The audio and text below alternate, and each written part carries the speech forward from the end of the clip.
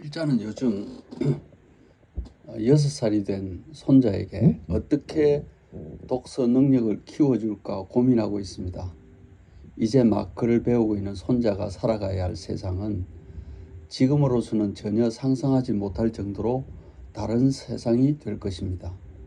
그런 세상을 지혜롭게 살아가기 위해서는 어릴 때부터 독서에 대한 흥미를 가지고 효과적인 독서 교육을 받고 독서 능력을 향상시켜야 합니다.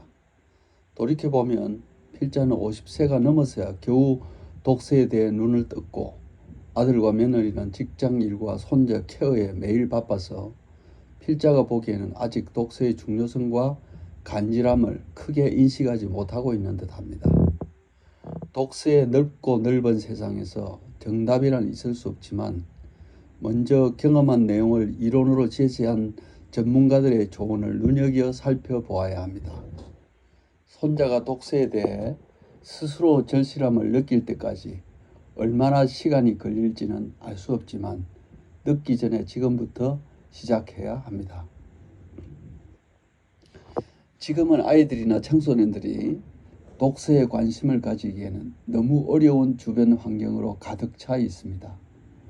독서 교육 전문가들의 분석 결과를 보면 우리나라 학생들은 비교적 초등학교 때까지는 독서량이 많습니다.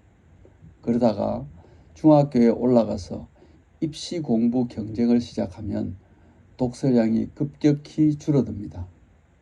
중학교에 들어갈 때쯤이면 대부분 부모가 스마트폰을 사줍니다.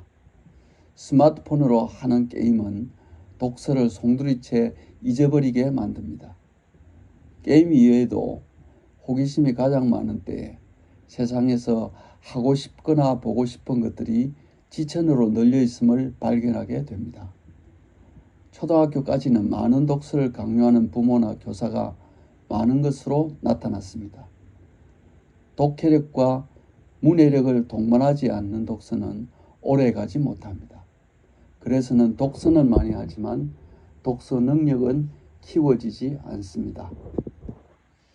아직 어린 학생들이 성인들처럼 독서에 대해 제대로 인식하고 스스로 독서 능력을 꾸준히 키워가기에는 갈 길이 너무나 멉니다. 그래서 독서 방법을 가르쳐야 합니다.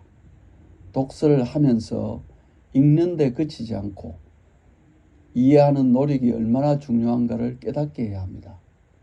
많이 읽지 않아도 읽으면서 또 읽고 나서 생각하는 방법을 터득하게 해야 합니다.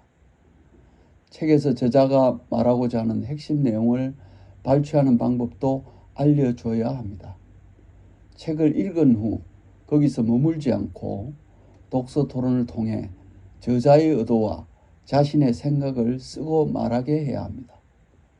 그냥 책만 읽으면 머지않아 그 내용이 공중에 흔적도 없이 흩어져 버리지만 메모하는 방법을 통해 생각을 붙잡아 둘 수 있습니다.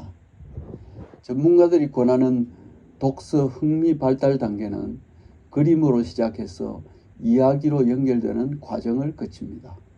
결국 스토리텔링으로 연결해야 오래 남습니다.